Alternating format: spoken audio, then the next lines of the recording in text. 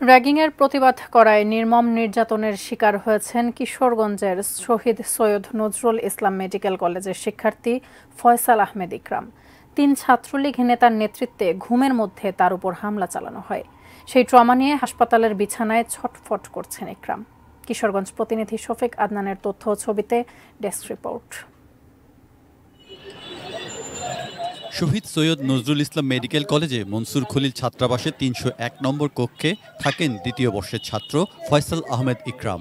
গত ২৪ এপ্রিল ভোরে নিজের কক্ষে যখন ঘুমিয়েছিলেন সে অবস্থায় হামলার শিকার হন তিনি। তার অভিযোগ, মেডিকেল কলেজ ছাত্রলীগের যুগ্ম সাধারণ সম্পাদক ফয়সাল আহমেদ, সাংগঠনিক সম্পাদক রেজওয়ানুল ইসলাম সনন ও হৃদয়কান্তি বিশ্বাস তীর্থের নেতৃত্বে ১৫ থেকে ২০ জন কক্ষে তাকে নির্মমভাবে মারধর করে। ছাত্রাবাসের সিসিটিভির ফুটেজেও এই অভিযোগের সত্যতা পাওয়া যায়। আমি এবং আমার ফ্যামিলি এই ঘটনাটা সুষ্ঠু বিচার চাই, যে একজন ঘুমন্ত মানুষের উপর কিভাবে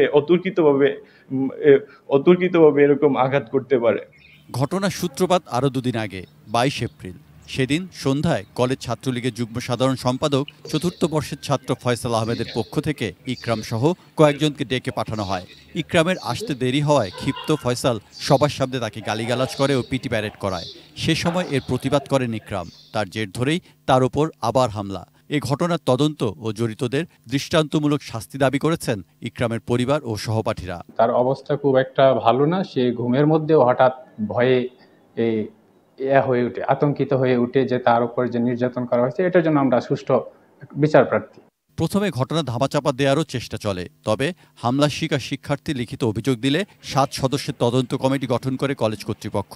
বিষয়টি খতিয়ে দেখে জড়িতদের বিরুদ্ধে ব্যবস্থা নেওয়ার কথা জানিয়েছেন তদন্ত কমিটির সদস্য সচিব এবং কলেজ ছাত্রলীগ সভাপতি। যদি বাংলার ছাত্রলীগের কেউ এখানে জড়িত থাকে, অবশ্যই তারা শাস্তির আওতায় আসবে। সাংগঠনিকভাবে আমরা তাদের প্রতি শাস্তির ব্যবস্থা নেব। তদন্ত চলমান আছে, তদন্ত সাপেক্ষে প্রয়োজনীয় ব্যবস্থা পরবর্তীতে আমরা যথাযথ ব্যবস্থা নেব।